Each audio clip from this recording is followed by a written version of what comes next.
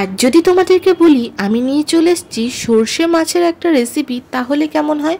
তো সেই রেসিপি নিয়েই তোমাদের কাছে চলে এসেছি। তো চলো সেটা কিভাবে বানানো হয় দেখে নিই। তার জন্য এখানে আমি বেশ খানিকটা রুই মাছের পিস নিয়ে নিয়েছি। এখানে মাছের পানের পিসগুলো এখানে নিয়ে নিয়েছি আমি। এর মধ্যে অ্যাড করে দেব লবণ,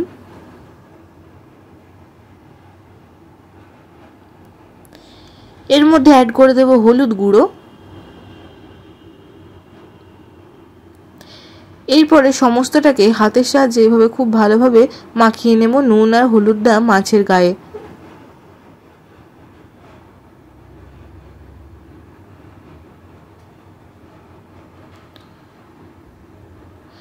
নুন হলুদটা খুব ভালোভাবে মাখানো হয়ে গেছে, এবার রেখে দেবো। এখানে সাইডে আমরা কড়াইয়ে তেল গরম হতে দিয়ে দেব এবং মাছগুলোকে একে একে আমরা ভেজে নেব।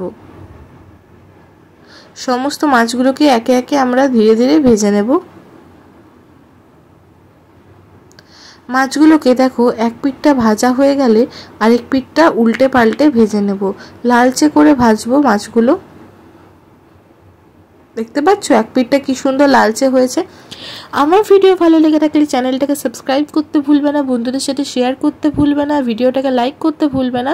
আমি চেষ্টা করি যতটা সম্ভব সহজ করে তোমাদের কাছে রেসিপিগুলো তুলে ধরার, এবং আশা করব এই ভিডিও থেকে কারোর নিশ্চয়ই কোনো উপকার তো হবেই। তো যাই হোক, তো ভিডিওটা শেষ অবধি দেখতে থাকো এই অনুরোধ রইল আমার।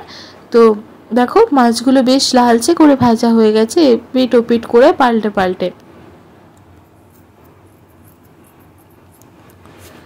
দু পিঠটাই দেখো ঠিকভাবে ভেজে নিয়েছি। এবার মাছগুলোকে তুলে রাখার পালা। তেল থেকে ছেঁকে ছেঁকে মাছগুলোকে আমরা তুলে নেব।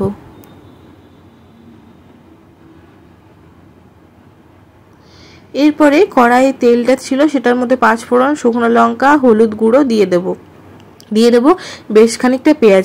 হলুদ গুঁড়ো তো কালারের জন্য দিই, আরেকটা কারণ তোমাদের আমি বলে দিই তেলে কেন হলুদ দিই। তেলে হলুদ দিলে অনেকেই শুনেছো যে কালারটা ভালো আসে, যেটা আমি অনেকবারই বলেছি। প্রথমেই তেলে হলুদ দিয়ে দিলে কালার ভালো আসে, কিন্তু আরেকটা কারণ হচ্ছে এতে না যে এই যে তেলের ছিটেটা হয় কোনো ভাজাভুজির সময় সেইটা ওঠে না, তো তাই আমি দিয়ে থাকি। তারপরে দেখো স্বাদ মতো নুন দিয়ে দিলাম।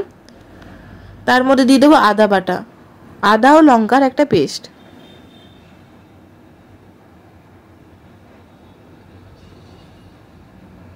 এর মধ্যে আমি জল অ্যাড করেও দিয়েছি, আদা লঙ্কার একটু জল অ্যাড করে, ওই জন্য একটু পাতলা কনসিস্টেন্সিটা আছে, দেখতেই পাচ্ছ। এবার ভালোভাবে এটা নাড়াচাড়া করে নেব।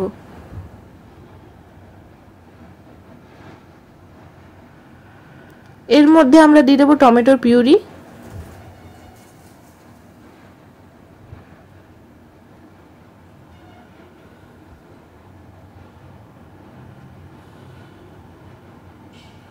ভালোভাবে কষিয়ে নেব।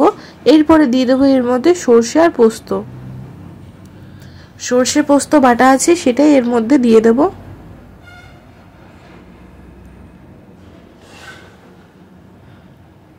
তারপরে বেশ ভালো করে এটা নাড়াচাড়া করে